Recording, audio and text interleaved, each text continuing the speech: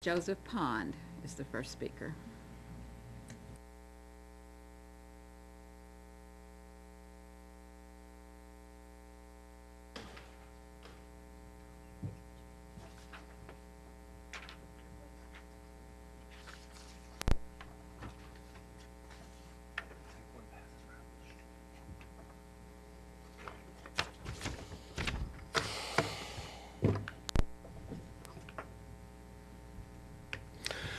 My name is Joseph Pond, and I started the Backyard Chicken Alliance of Cobb County.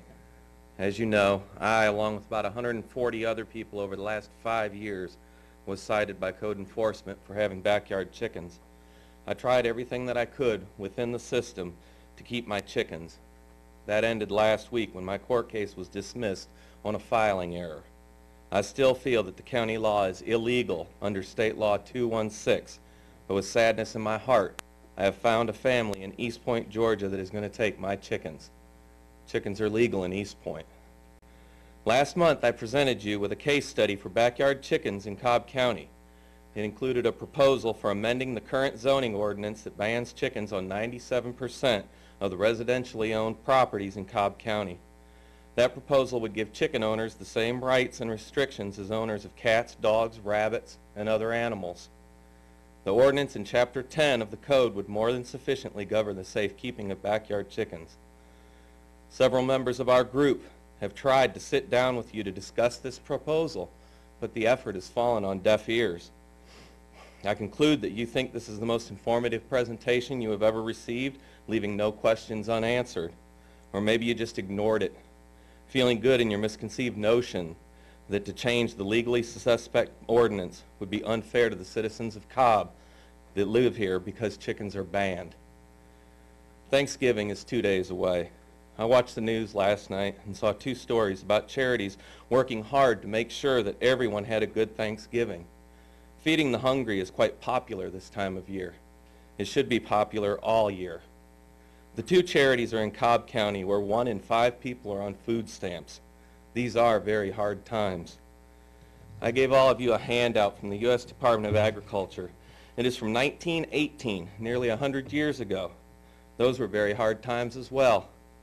It says, Uncle Sam expects you to keep hens and raise chickens. 2 hens in the backyard for each person in the house will keep a family in fresh eggs. Even the smallest backyard has room for a flock large enough to supply the house with eggs. The cost of maintaining such a flock is small. Table and kitchen waste provide very much of the feed for hens. They require very little attention, only a few minutes a day. An interested child, old enough to take a little responsibility, can care for a few fowls as well as a grown person. Every backyard in the United States should contribute its share to a bumper crop of poultry and eggs in 1918. In time of peace, a profitable recreation. In time of war, a patriotic duty. A century ago, it was our patriotic duty to have backyard chickens. Now it is illegal. You tell me why our country is in the shape it's in. The ordinance amendment that we proposed has a 0 impact on the county government. The system is already in place. The animal shelter has accommodations for chickens should it be necessary. The positive impact that this change would have on the citizens of Cobb County is beyond measure, and it would not cost the taxpayers a dime. I wrote this last part before I found out that basically you guys have already turned this amendment down and will not support the change for next year.